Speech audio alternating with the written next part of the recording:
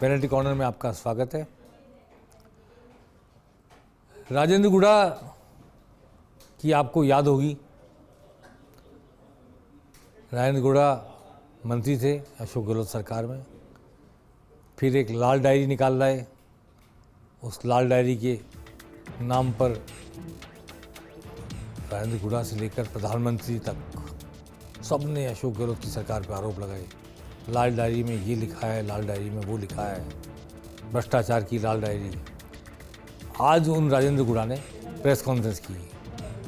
शिंदे की शिवसेना के प्रतिनिधि के तौर पर भाजपा के साथ प्रेस कॉन्फ्रेंस की, तैयार हुए और उन्होंने वो सारी बातें कही कि बहुत अच्छा काम किया भजनलाल सरकार ने, मैंने लाल डायरी निकाल के लाया था, मैंने भ्रष्टाचार का मुद्दा उठाया था, पेपर लीक का मुद्दा उठाया था।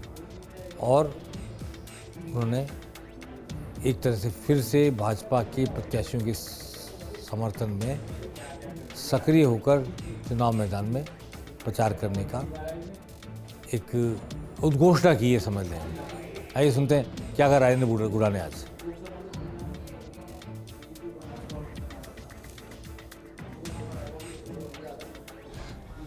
आज पूरे हिंदुस्तान की राजनीति भ्रष्टाचार के ऊपर घूम रही है और एक तरफ भ्रष्टाचारियों को बचाने वाले लोग हैं, एक भ्रष्टाचार के ऊपर कार्रवाई करने वाले लोग हैं। इसमें हमारे देश के प्रधानमंत्री जी ने, यशस्वी प्रधानमंत्री ने ये कहा है कि मैं भ्रष्टाचारियों को हम नहीं बख्शेंगे और इसमें जीरो टॉलरेंस की नीति। इसमें जब आप सोच सकते हो मुख्यमंत्री लेवल के लोग अंदर जा रहे हैं तो इसके अंदर हम सरकार की इच्छा शक्ति के बारे में हम समझ सकते हैं। तो आपको और हमें सभी को, जब प्रधानमंत्री ने ये बार बार कहा है, देश के प्रधानमंत्री ने लाल डायरी के बारे में, तो इसके अंदर कार्रवाई होगी। कल प्रधानमंत्री नरेंद्र मोदी राजस्थान आएंगे। करौली धौलपुर लोकसभा क्षेत्र में करौली में आमसभा करेंगे, जनता को संबोधित करेंगे। और कल ही राहुल गांधी भी राजस्थान आएंगे, वो अनूपगढ़ जाएंगे, वहाँ सभा करेंगे और उसके बाद फलौदी जाकर सभा करेंगे। प्रधानमंत्री नरेंद्र मोदी कल भी आएंगे और परसों भी आएंगे। सबसे इम्पॉर्टेंट बात ये है कि ये वो सीटें हैं जिनमें टक्कर मानी जा रही है और टक्कर में करौली धौलपुर की सीट भी है, दौसा भी है और बाड़मेर भी है। बाड़मेर जाएंगे प्रधानमंत्री 12 अप्रैल को सुबह 11:30-12 बजे के बीच जनसभा को संबोधित करेंगे। आदर्श स्टेडियम बाड़मेर में विशाल जनसभा होगी, हर जगह जैसे हो रही है वैसे। और लौट करके शाम को रोड शो करेंगे दौसा में। तो ये करौली धौलपुर ईस्टर्न राजस्थान की कॉन्स्टिट्यूंसी कल टच करेंगे, परसों दौसा, फिर ईस्टर्न राजस्थान की दूसरी कॉन्स्टिट्यूंसी, ईस्ट और वेस्ट, एकदम वेस्ट, पाकिस्तान लगी सीमा बाड़मेर जैसलमेर। एक सभा ईस्ट में, एक सभा वेस्ट में, फिर ईस्ट में, बिल्कुल अक्रॉस दी राजस्थान। आज इस बारे में प्रेस कॉन्फ्रेंस की बीजेपी ने। विजय राठकर ने, सह प्रभारी, और राज्यवर्धन सिंह राठौड़, उद्योग मंत्री राजस्थान के, दोनों ने बात की, बताया कि प्रधानमंत्री का क्या कार्यक्रम होगा। इसमें भागचंद टाकरा और दौसा जिले के जितने विधायक थे, विक्रम बंशीवाल, रामविलास मीणा, ये सब मौजूद थे। और दौसा जिले में पूरी ताकत से बीजेपी कोशिश कर रही है सीट को रिटेन करने की। तो आइए सुनते हैं क्या कहा विजय राठकर ने और क्या कहा राज्यवर्धन सिंह राठौड़ ने। आने वाले 12 तारीख को दोपहर 2:30 बजे आदरणीय प्रधानमंत्री दौसा में आएंगे और दौसा के जनता के साथ वो अपना रोड शो भी करेंगे। ये जो रोड शो है ये बस स्टैंड से शुरू हो जाएगा और वहाँ से चलते हुए जो गुप्तेश्वर दरवाज़ा है वहाँ पे इस रोड शो की समाप्ति हो जाएगी। इस रोड शो के लिए अभी से ही जनता का बहुत समर्थन मिल रहा है, बहुत उत्साह भी जनता के मन में है। प्रधानमंत्री मोदी जी दौसा पधार रहे हैं। 12 तारीख को 2:30 बजे उनका रोड शो शुरू होगा। अपने बस स्टैंड से शुरू होकर गुप्तेश्वर मंदिर तक वो रोड शो जाएगा। भव्य स्वागत हो रहा है उनका। हर तरफ से दौसा और आसपास के क्षेत्र से लोग इकट्ठे होने की तैयारी में हैं। मेरा आग्रह है आप सबके माध्यम से कि आप सभी पधारें। उस व्यक्ति की जो देश ही नहीं बल्कि दुनिया के अंदर आज भारत का मान सम्मान बढ़ा रहे हैं, उनको नज़दीक से देखने का मौका मिलेगा, उनको सुनने का मौका मिलेगा। आज एक ऐसे केंद्रीय मंत्री ने चुनाव प्रचार में हिस्सा लिया राजस्थान में जो प्रोफेशनली नेता नहीं है, राजनीति के नहीं है। एस जयशंकर विदेश मंत्री भारत के, वो आए अपने सहयोगी मंत्री कानून मंत्री अर्जुन राम मेघवाल के पक्ष में प्रचार करने, लेकिन जयशंकर पॉलिटिकल पर्सन नहीं है, फिर भी आए और उनके लिए बुद्धिजीवियों की एक सभा रखी गई, क्योंकि वो इंटेलेक्चुअल हैं और जिस सर्विस से आए हैं और जिस तरह के देश के विदेश मंत्री हैं, पूरी दुनिया को डील करते हैं, महाशक्तियों को डील करते हैं, तो उनके अनुरूप उनकी बात को समझ सकें, उनकी बात को जान सकें, उनको प्रॉपर ऑडियंस मिले, तो बीकानेर में एक प्रबुद्ध जन संवाद कार्यक्रम रखा गया। और बीकानेर में उन्होंने बातचीत में मोदी सरकार की उपलब्धि बताई और कानून मंत्री देख रहे हैं आप, अर्जुन राम मेघवाल जो बीकानेर से प्रत्याशी हैं, वो उनका स्वागत कर रहे हैं। आइए सुनते हैं क्या कहा एस जयशंकर ने आज अपने 10 साल के कार्यकाल में मोदी सरकार की क्या उपलब्धियां बताई और किस तरह संवाद में बुद्धिजनों को संबोधित किया।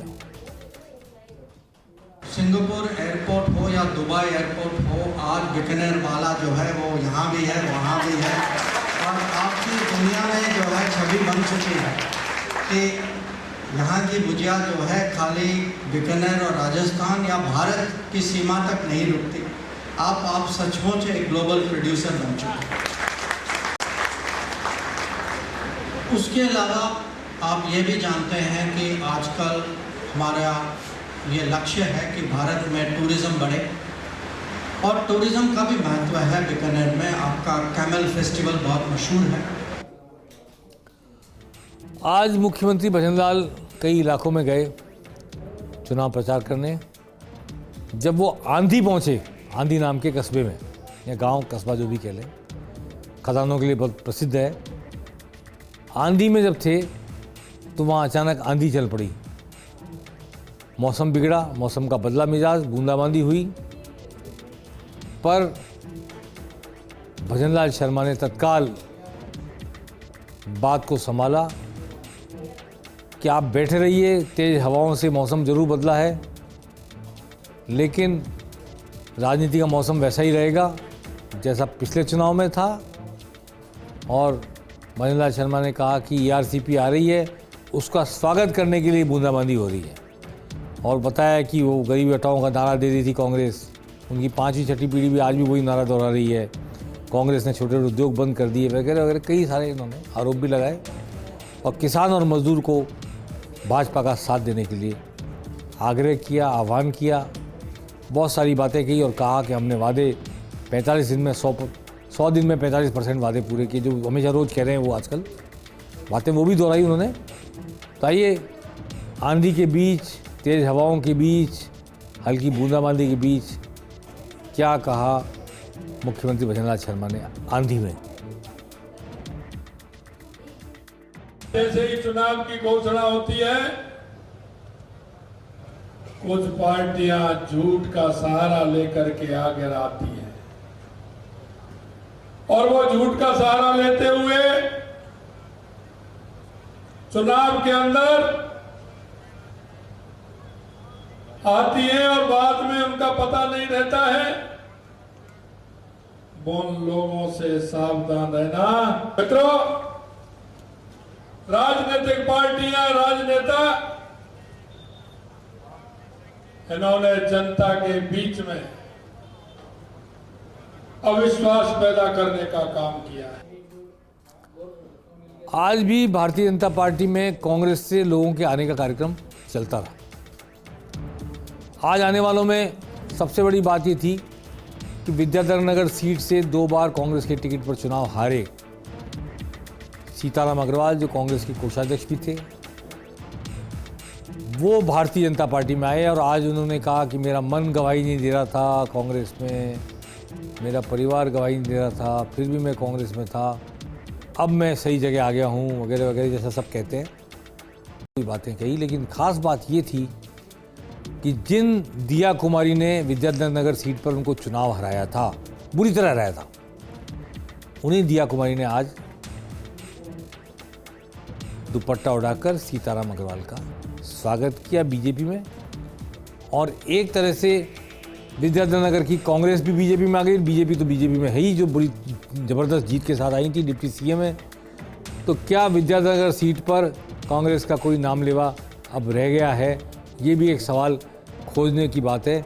आज बहुत सारे लोगों ने 300 लोगों ने बीजेपी ज्वाइन की और वो कहते थे कि बीजेपी का नारा था कांग्रेस मुक्त भारत, लेकिन अब वो कांग्रेस युक्त बीजेपी दिख रही है, जिसमें बीजेपी में रोज़ कांग्रेस से नए नए लोग आ रहे हैं। अब उनको काम भी दिया जाएगा, चुनाव भी लड़ने में मदद करेंगे वो प्रत्याशियों की। देखिए, ये दिया कुमारी विधायक भी हैं जिन्होंने हराया था सीताराम अग्रवाल को, वही आज बीजेपी का दुपट्टा उड़ाकर उनका स्वागत कर रही हैं। इस समय की बलियारी है। 3 महीने पहले आमने सामने थे, चुनाव लड़ रहे थे एक दूसरे के खिलाफ, आज एक मंच पर एक पार्टी में आ गए। तो आइए सीताराम अग्रवाल को भी सुन लेते हैं कि आज उनकी अंतरात्मा ने क्या कहा है बीजेपी ज्वाइन करते समय। और एक विश्वास दिलाता हूं कि पिछले 10 सालों में मैं आपके साथ रहा था और आगे जब तक जीऊंगा ये सीताराम अग्रवाल आपके साथ रहेगा। ये जरूर कहूंगा कि सुबह का भूला हुआ शाम को घर आ गया, इसलिए अपन सही जगह पे आ गए। आज हम रास्ता भूल गए थे और हमने इस भूले हुए रास्ते के कारण, जैसे क्या होता है कि लोग कहते हैं दिल्ली में अगर आप जा रहे हो और अगर रास्ता नहीं जानते और एक कट को आपने क्रॉस करना भूल गए तो फिर आप 6 किलोमीटर जाओगे। तो मैंने 10 साल गया आगे। 10 साल कांग्रेस में रहे, रीको के डायरेक्टर बनाया कांग्रेस सरकार ने, इनको कोषाध्यक्ष बनाया पार्टी ने। भारी पश्चाताप हो रहा है इनको इस बात का कि वो रास्ता भूल गए थे, कांग्रेस में चले गए थे, अब लौटकर बीजेपी में आ गए। आकर के उन्होंने अपना पश्चाताप व्यक्त किया। अब बात करते हैं कांग्रेस की। राहुल गांधी कल राजस्थान आएंगे, प्रधानमंत्री भी कल राजस्थान आ रहे हैं। मैंने कहा था आपसे, राहुल गांधी भी कल राजस्थान आ रहे हैं। राहुल गांधी बीकानेर लोकसभा सीट पर अनूपगढ़ जाएंगे, वहाँ सभा को संबोधित करेंगे और फिर फलौदी जाएंगे। ये भी एक कोना वो दूसरा कोना, फलौदी जोधपुर इलाके में जाकर के वहाँ भी जनता को संबोधित करेंगे, कांग्रेस के उम्मीदवार के पक्ष में वोट मांगेंगे। राहुल गांधी के साथ डोटासरा रहेंगे प्रदेश अध्यक्ष गोविंद सिंह डोटासरा, अशोक गहलोत रहेंगे पूर्व मुख्यमंत्री, और पूर्व उप मुख्यमंत्री सचिन पायलट भी रहेंगे कल। देखते हैं जनता का क्या रेस्पॉन्स आता है कल की इन दोनों सभाओं में। राहुल गांधी के बोलते समय, भाषण देते समय किस तरह रिएक्ट करती है। हालांकि श्रीगंगानगर में और बीकानेर में दोनों जगह सीपीएम का साथ मिल गया है कांग्रेस को, इसलिए कांग्रेस के पास एक अतिरिक्त ताकत आ गई है, क्योंकि सीपीएम से गंगानगर में और बीकानेर में अक्सर कभी कभी 1 और 2 एमएलए जीतते रहे हैं और सीपीएम के सांसद भी रहे हैं बीकानेर से। इसलिए ये इलाका झुंझुनू भी कह रहे हैं, सीकर भी कह रहे हैं थोड़ा, लेकिन श्रीगंगानगर और बीकानेर, ये 5 सीटें ऐसी है जिनमें कुछ सीपीएम का असर है। उसी असर का फ़ायदा लेने के लिए सीकर की सीट कांग्रेस ने सीपीएम को दी, जहाँ से अमराराम चुनाव लड़ रहे हैं। प्रताप सिंह खाचरियावास का मैंने जिक्र किया 2-3 बार आपसे। एक नारा से चल पड़ा है, रुपया ना धेला, प्रताप सिंह अकेला, और हारे का सहारा, खाटू श्याम हमारा, वगैरह वगैरह नारे फ़ोन पर भी आ रहे हैं। आवाज़ सुनाई पड़ती है प्रताप सिंह खाचरियावास की। आज उन्होंने कुछ कहा है मीडिया से और बीजेपी जो ज्वाइनिंग करा रही है उस पर प्रतिक्रिया व्यक्त की है। आइए सुनते हैं प्रताप सिंह खाचरियावास क्या कह रहे हैं। पार्लियामेंट मेंबर ऐसा हो जो ना तो बोलना जानता हो, ना लोकसभा के बारे में जानता हो, ना उसकी पार्टी के लोग उसको जानते हो। इस तरह की शख्सियत पूरे देश में बीजेपी की लीडरशिप दे रही है और कह रही है कि आप है ना जो एमपी तो देखो ही मत, आप तो मेरी पार्टी के नाम को देखो और हमारे नेता को देखो। अब ये लड़ाई जो है हिंदुस्तान वर्सेज बीजेपी हो गई है। आज प्रताप सिंह ने सामने आकर ऐसा जाहिर किया है कि वो वास्तव में चुनाव लड़ रहे हैं, सीरियस है चुनाव को लेकर। वरना लोग काफ़ी हद तक इस तरह की चर्चा कर रहे हैं, अफवाह उड़ा रहे हैं कि प्रताप सिंह ने तो हार मान ली, प्रताप सिंह ने कहा कि मेरे को जबरन खड़ा किया, मैं तो लड़ना ही नहीं चाहता था, वगैरह वगैरह। इस तरह का माहौल बनाया जा रहा है। लेकिन प्रताप सिंह ने आज मैदान में आकर अपने चुनाव मैदान में डटने की, लड़ने की, प्रचार की, वोट मांगने की कोशिश जाहिर की है। अब देखते हैं, जयपुर तो भाजपा का गढ़ है, सब जानते हैं, और भंवर जी भाई साहब की बेटी को टिकट दिया गया है। पर जो पॉलिटिकल शख्सियत प्रताप सिंह खाचरियावास की है वो भी जग जाहिर है। और प्रताप सिंह खाचरियावास अगर बोलने लगेंगे तो उनके बोलने का भी निश्चित तौर पर एक प्रभाव नज़र आएगा। हालांकि बीजेपी का संगठन बहुत मजबूत है जयपुर में, पर प्रताप सिंह खाचरियावास अपनी आवाज़ से लोहा लेने की कोशिश करेंगे, ऐसा लगता है। अब वो कितना लोहा ले पाएंगे, क्योंकि संगठित प्रचार तंत्र के आगे प्रताप सिंह खाचरियावास का ढीला ढाला प्रचार तंत्र कितना लोगों तक अप्रोच कर पाएगा, कितने लोगों को वोट डालने के लिए प्रेरित कर पाएगा, ये भी कहा नहीं जा सकता। तो आज हमने ये सब बातें आपसे की। कल से राजनीति काफ़ी गर्म होगी। कल राहुल गांधी भी होंगे और प्रधानमंत्री भी होंगे। परसों प्रधानमंत्री रोड शो करेंगे दौसा में, जो बहुत संवेदनशील जगह है बीजेपी के लिहाज से। कन्हैयालाल मीणा का इलाका है जहाँ से टिकट कन्हैयालाल मीणा को दिया गया। कन्हैयालाल मीणा 2 बार पहले विधानसभा चुनाव हार चुके हैं, इसलिए मुरारीलाल मीणा वर्तमान विधायक हैं, कांग्रेस ने उनको टिकट दिया है। तो ये बहुत ही, कल जो करौली में सभा होगी वो भी एक संवेदनशील इलाका है, और परसों जो रोड शो होगा दौसा में वो भी बीजेपी के लिहाज से एक टक्कर वाली सीट लग रही है। प्रधानमंत्री की सभा के बाद, रोड शो के बाद हालात बदलते नज़र सब जगह आते हैं। यहाँ क्या होता है कि देखने को मिलेगा कल और परसों। पेनल्टी कॉर्नर में आज बस इतना ही। नमस्कार।